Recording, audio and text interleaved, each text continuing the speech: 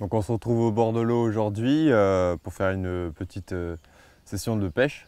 Donc là l'objectif c'est d'avancer un petit peu dans l'eau parce qu'on a des arbres au-dessus. Donc pour cela on va changer les pieds de la station. Donc on va mettre des pieds un peu plus grands que ceux d'origine.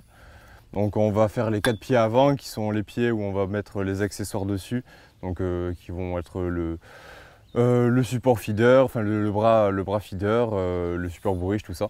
Donc on va changer ça pour être plus à l'aise.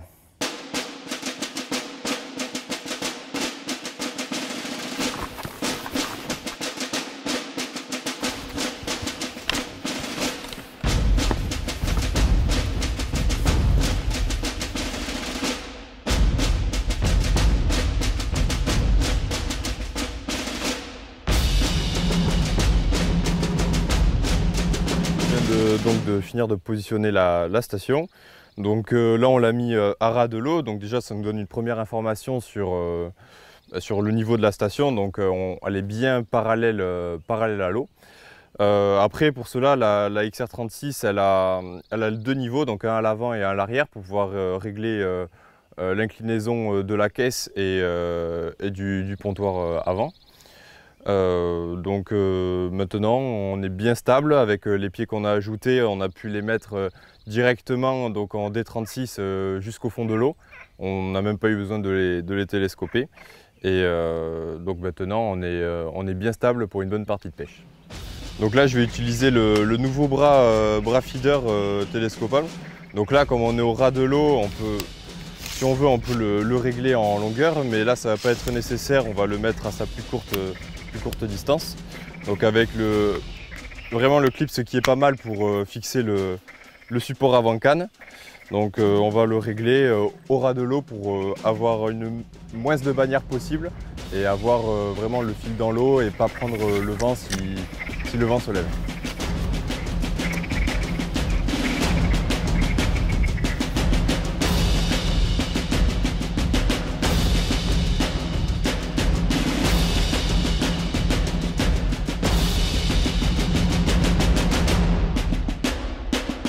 Donc maintenant on va choisir le manche et la tête d'épuisette pour cette partie de pêche. Donc là nous allons choisir une petite tête d'épuisette, donc ça va être une pêche de petits poissons et de plaquettes. Donc le petit modèle en nylon ira parfaitement. Donc une fois qu'on a choisi la tête, on va régler. Donc là on va choisir de prendre que les deux premiers éléments du manche d'épuisette, parce que comme on est dans l'eau, on n'aura pas besoin d'aller chercher très loin le poisson, on n'est pas dans une zone encaissée ou des choses comme ça. Donc les 2 premiers éléments suffiront.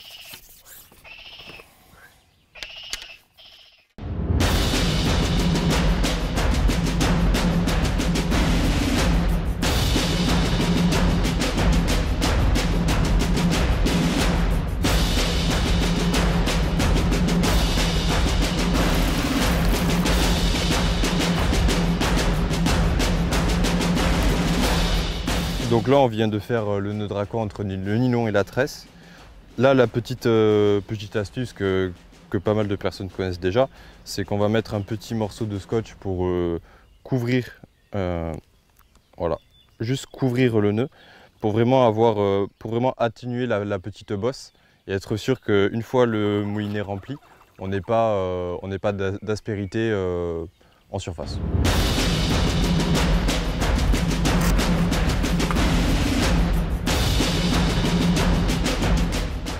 Pour parler un peu technique, là il y a à peu près 4 mètres 50 d'eau. Donc actuellement il y a très peu de vent et vu la météo ça risque pas trop de se lever. Donc on a pris un sion vraiment passe-partout, donc un C1, un hose. Les touches seront assez généralement bien marquées, donc on n'aura pas besoin de descendre en dessous. Et à travers il y aura de jolis poissons, donc ça nous permettra d'avoir une bonne visibilité de touche sans avoir de fausses touches.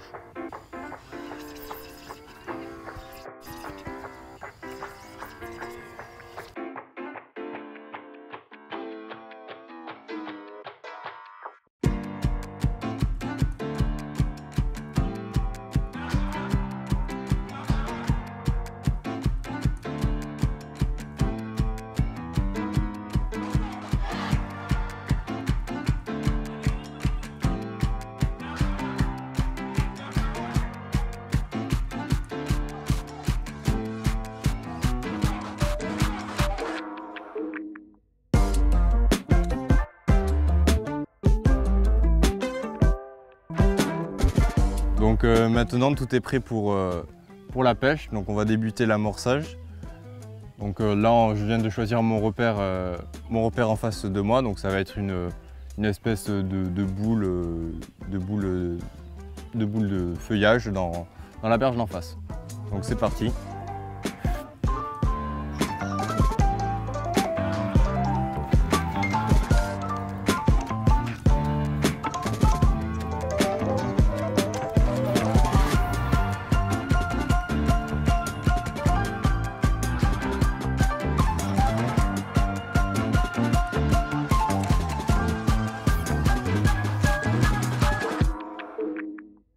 Donc une petite préparation qu'on a faite au préalable. Donc on a pris 2 cages, donc ça c'est 2 cages identiques, donc en 45 grammes. Et on a rajouté du scotch par-dessus. Donc le scotch va nous permettre d'être sûr que les appâts arrivent bien au fond de l'eau et que pour ne pas avoir de particules dans toute la couche d'eau. Donc là l'amorce sera vraiment au fond et ça évite d'attirer les petits poissons et vraiment d'essayer de cibler tout ce qui va être brème et joli gardon. Donc l'amorçage vient de se terminer, donc on va passer à la pêche.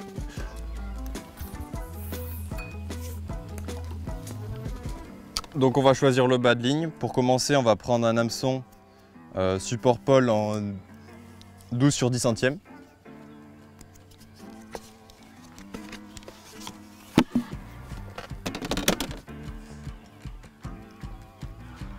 Donc on va commencer avec un hameçon en bas de ligne de 80 et on va voir si on laisse comme ça ou si on rallonge ou si on raccourcit durant la pêche.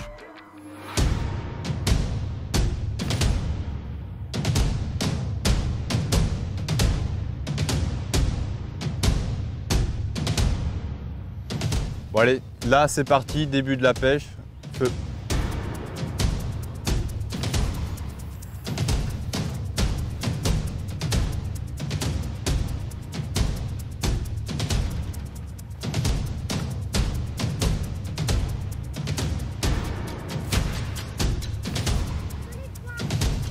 Touche.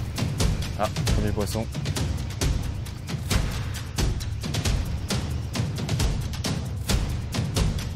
Donc un gardon décroché.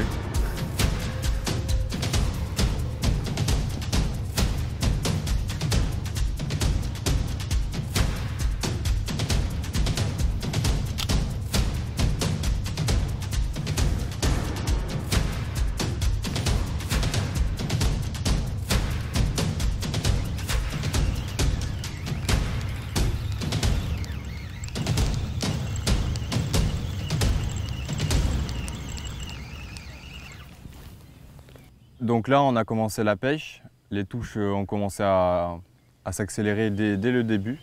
Donc on va essayer de gagner en rapidité en mettant de plus en plus vite, mettre les asticots de plus en plus vite à l'hameçon pour vraiment faire le plus de poissons possible tant qu'il y en a.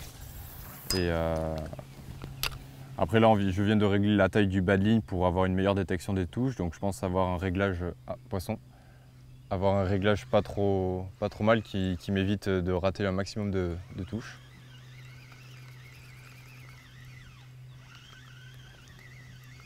Après les poissons sont assez réactifs, assez vigoureux, donc il faut quand même y aller doucement pour éviter les décroches.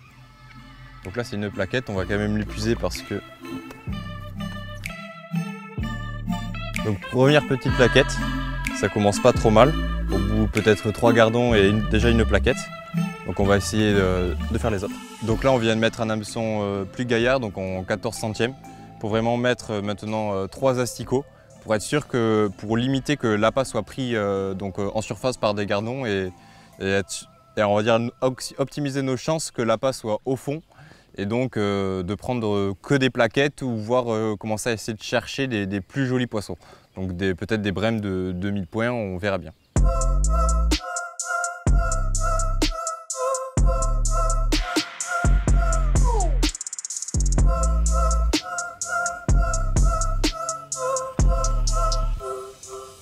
Donc là, on essaye toujours de trouver la solution pour limiter les petits poissons. Donc là, c'est beaucoup de petites plaquettes et de gardons. Donc là, on a mis donc toujours le même hameçon en 14 centièmes avec donc là maintenant 4 gothers. Précédemment, on a eu mis un terreau, mais ça ne suffisait pas à sélectionner, donc là on essayait autre chose. Et là on avait un petit feeder missile, mais on va commencer à essayer de mettre du maïs, donc du maïs entier sur notre tas d'amorçage. Donc là on va changer de feeder. On va sélectionner un feeder qui va laisser mieux passer les grains de maïs.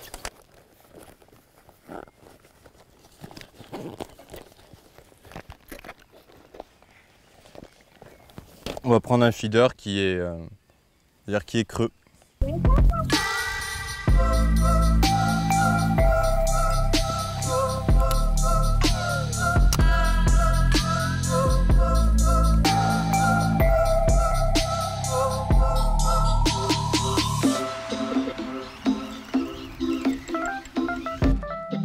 Donc là on voit qu'on commence à trier le poisson, donc il y a les plus jolies plaquettes qui commencent à rentrer sur le coup.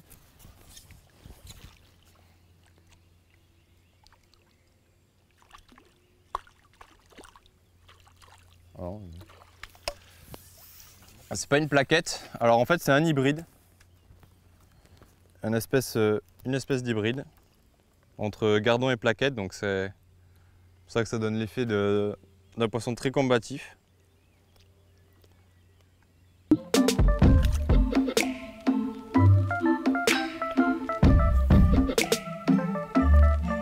Ah, ça c'est le plus joli. Ça sera encore une plaquette.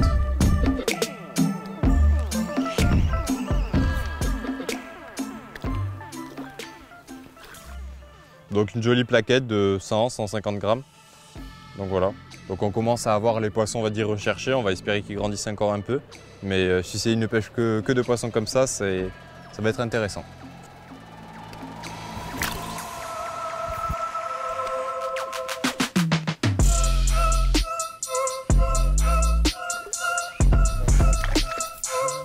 Vous voyez les rushs qu'elles font vite fait, tu vois.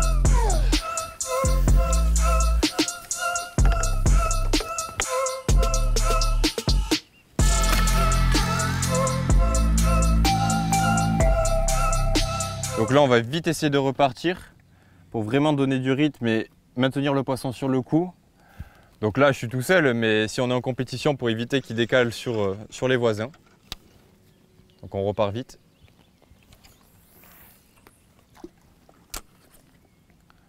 Voilà, on est en contact direct, on attend que le feeder touche le sol. Donc là, une fois que le feeder a touché, on essaye vite de tendre au plus vite possible. Donc là, une touche. Voilà, une touche à la mise en place, c'est pour ça qu'il faut être toujours tendu pour éviter de se faire manger et ne pas voir la touche et donc attendre une minute pour rien alors qu'on n'a plus d'appât à l'hameçon. Donc un super gardon, franchement pour moi il paye pas de mine, mais il a des super nageoires bien orange, bien vigoureux, c'est un joli poisson, donc ça fait plaisir de pêcher des poissons comme ça.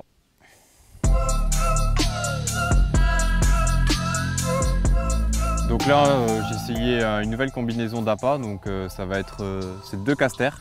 Donc un hamster, un caster loché un peu comme on pourrait mettre une teigne, voilà, pour ceux qui pêchent la truite. Et le deuxième piqué comme un asticot. Donc voilà, 2 casters, donc on va essayer de faire le vide dans un sens. Et c'est essayer de sélectionner des poissons un peu plus jolis et d'imiter voilà, les petits gardons ou les petites plaquettes de 100 grammes qu'on fait régulièrement depuis tout à l'heure.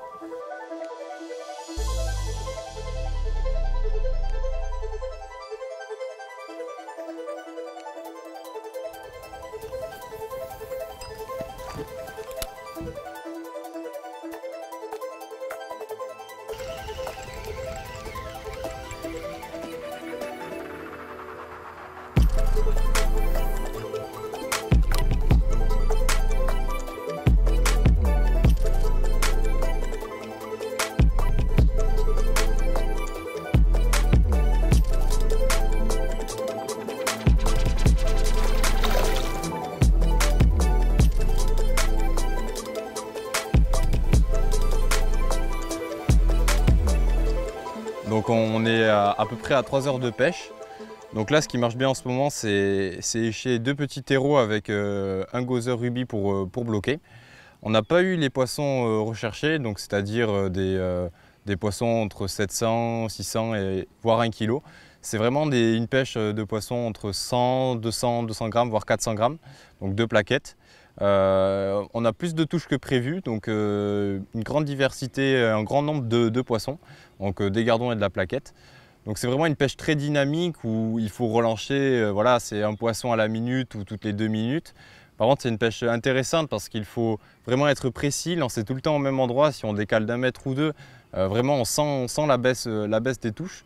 Donc il faut quand même garder une précision sur un grand nombre de lancers. Et c'est vraiment une pêche qui fait travailler la gestuelle, vraiment une pêche sympathique. Donc là, on pêche vraiment avec les petits terreaux, donc des petits terreaux maison de composteurs, voilà, qu'on élève avec amour, donc dans le sud-ouest. Ils ne sont pas élevés au foie gras, mais presque. Et c'est vraiment une valeur sûre que j'utilise sur tous mes championnats ou compétitions ou même pêche de loisirs. Ils sont juste à côté de la maison, voire ils sont dans la maison, donc pas besoin d'aller les chercher à l'autre bout de la région.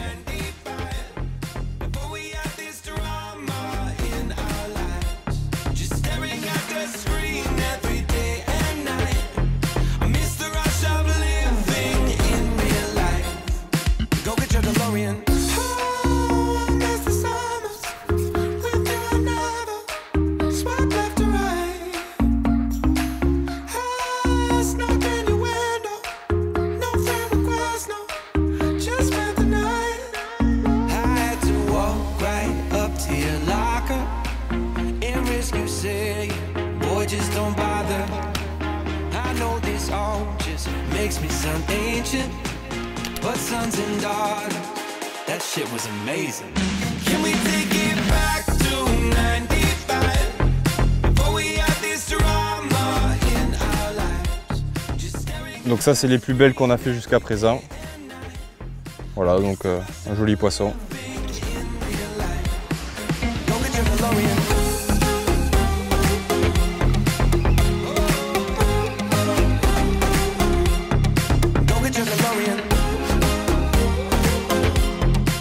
Donc là, on a eu les touches qui se sont un peu ralenties.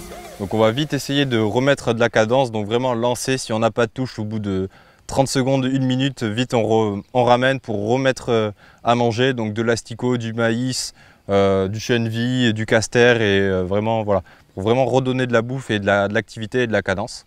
Donc on va essayer de voir si ça marche.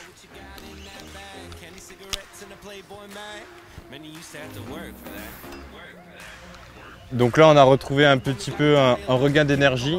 Donc je pense que la petite rafale de petite cage a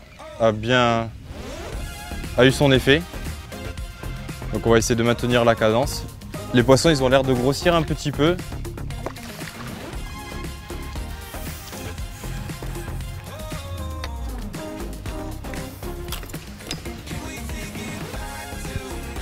Donc on va continuer sur cette voie-là pour voir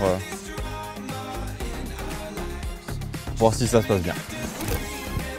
Donc là, j'ai essayé de déclipper, et donc j'ai déclippé, j'ai reclippé 1 mètre derrière, donc j'ai fait une petite marque, j'ai reclippé 1 mètre, en fait j'ai rajouté 1 mètre de fil.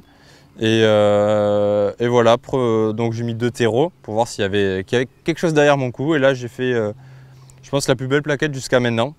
Donc on va voir si ça continue à bien donner. Donc là, on va vite essayer de relancer derrière parce que ça se trouve, ça fait 3 heures qu'elles y sont derrière du coup et on n'a pas réussi à les prendre. Donc on va vite essayer de confirmer ça. Donc on met 2 terreaux, un gauzer. Voilà, on charge bien la cage en appât et on est reparti.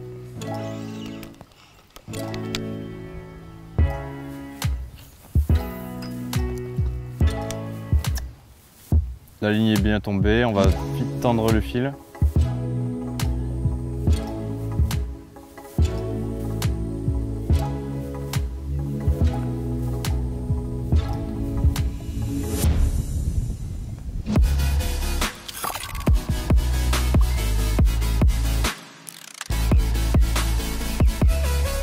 C'est plus petit, mais au moins il y a d'activité derrière, donc on va essayer de continuer comme ça. Et si on voit que les touches ralentissent, on reviendra sur notre coup, donc 1 mètre plus court.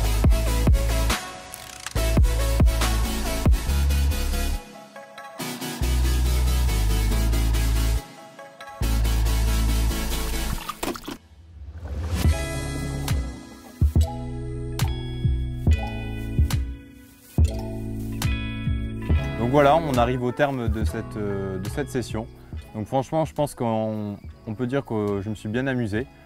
Beaucoup de touches, donc on n'a pas touché les poissons qu'on a voulu. Donc on aurait bien voulu attraper des poissons de 6, 700, voire 1 kg, donc des brèmes. Mais ce manque a été pallié par un grand nombre de touches, donc grand nombre de touches de plaquettes et de gardons à dominante de plaquettes. Donc je pense qu'on a réalisé une bonne bourriche. Les poissons ont été au rendez-vous, on a utilisé, on va dire, différentes méthodes. On a changé de badline, changé de feeder. On a essayé de tracer à des moments, de rallonger. Donc on a vraiment essayé des choses pour optimiser notre temps de pêche. Donc j'espère que cette partie de pêche vous aura plu et on se retrouve maintenant pour la bourriche. Ok, donc là je pense qu'on a fait vraiment une jolie pêche de plaquettes. Donc c'est vraiment une pêche que je pratique pas très souvent. Donc ça a vraiment été sympa. Donc on va vite les remettre à l'eau. Elle frétille encore.